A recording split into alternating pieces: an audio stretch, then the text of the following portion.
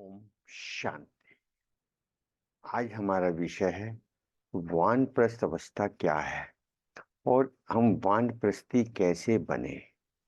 बाबा जब संगम युग पर आते हैं तो हमें विशेष रूप से एक अवस्था का अनुभव करना सिखाते हैं और बाबा हमें ऐसी अवस्था बनाना सिखाते हैं जिससे कि हमारा इस संसार में रहते हुए भी हम अपने जीवन को बाबा की श्रीमत के अनुसार चल सकें और माया से अपना बचाव कर सकें।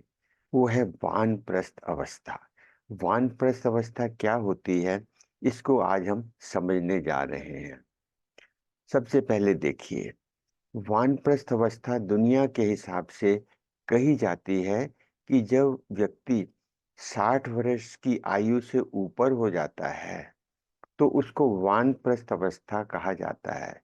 क्यों?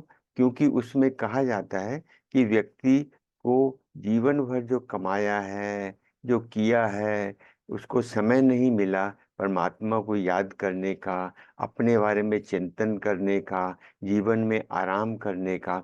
इसलिए उसको अभी अपने काम काज से फ्री होकर अपने जीवन के अंदर वानप्रस्थ अवस्था में रहना चाहिए, अर्थात इनसे उपराम होना चाहिए। परंतु हम देखते हैं कि ज्ञान मार्ग में वानप्रस्थ अवस्था का बाबा ने हमें क्या बताया है। बाबा हमें बताते हैं कि बच्चे, अब ये हमारी वानप्रस्थ अवस्था है। कैसे? क्योंकि इस सृष्टि का अंतिम समय चल रहा है। संगम युग आ चुका है। संगम युग पर स्वयं परमात्मा आते हैं और बताते हैं कि बच्चे, ये तुम्हारा अंतिम 84वां जन्म है। इस हिसाब से ये वानप्रस्थ अवस्था कहलाती है। तो आप समझ सकते हैं कि ये हमारी वानप्रस्थ अवस्था का समय चल रहा है। तो ऐसे वानप्रस्थ अवस्था में हमें कैसे जीवन बिताना है, यही बाबा हमें संपूर्ण ज्ञान दे रहे हैं। बाबा हमें वानप्रस्थी बनाने आए हैं। पर बाबा कहते हैं कि दुनिया को भी नहीं छोड़ना, दुनिया में रहना भी है। जैसे वानप्रस्थी दुनिया में रहते हैं, परिवार में भी रहते हैं, परंतु वो अपने बाकी व्यर्थ के जो पहले करते थे उन कार्यों को छोड़कर केवल प्रभु चिंतन में लगे रहते हैं। ऐसे ही शिव बाबा कहते हैं कि बच्चे, अभी वानप्रस्थ अवस्था का समय आ गया है। आप सबको अभी दुनिया से लंगर उठाना है।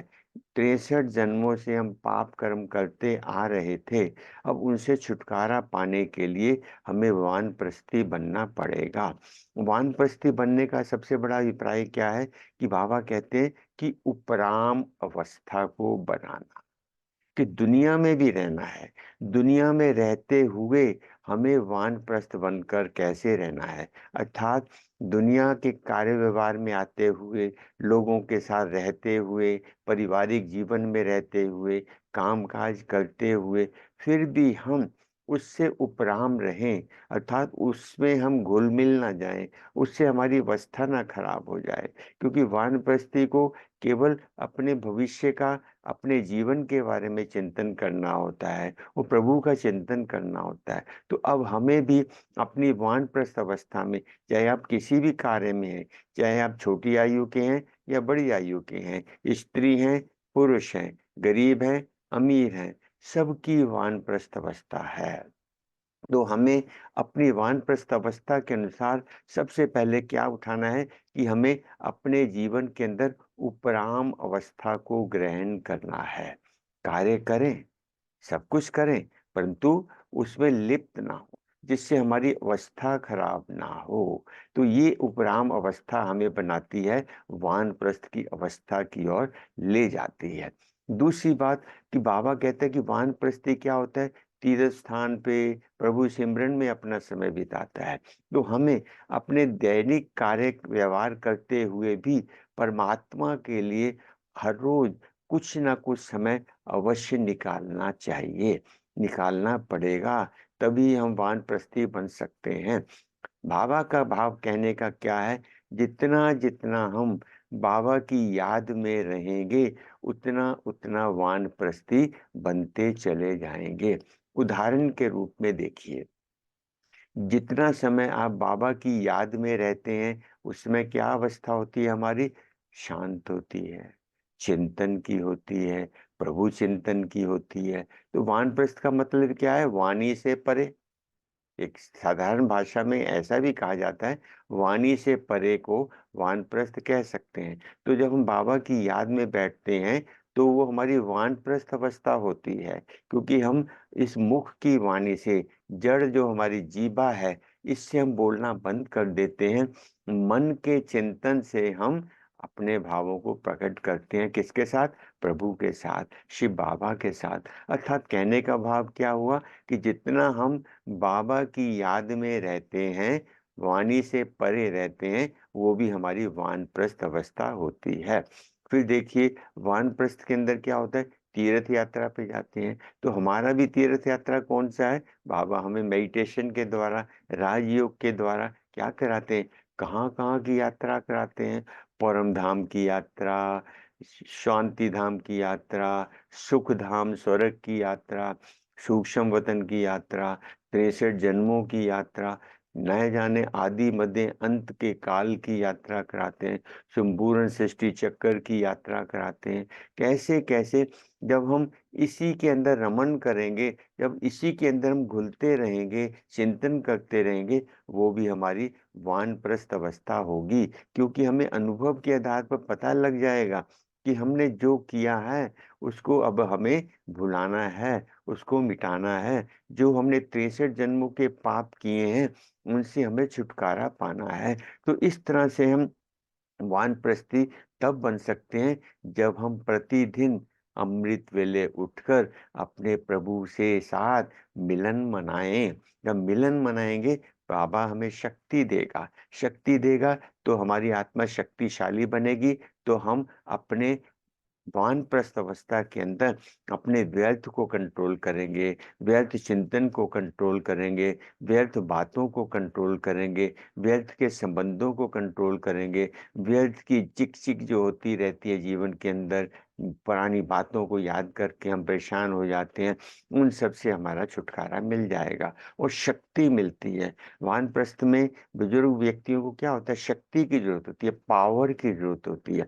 तो ऐसे ही बाबा हमें अमृत वेले आकर शक्तिशाली अवस्था बनाते हैं, वो भी हमारी वानप्रस्थ अवस्था होती है। प्रतिदिन ज्ञान स्नान करना, ये भी हमारी यात्रा है। जैसे प्रतिदिन दुनिया में वानप्रस्थी क्या करते हैं? सत्संग करने जाते हैं। तो हमारा असली सत्संग कौन सा है? बाबा की अमृत के वेले की वाणी।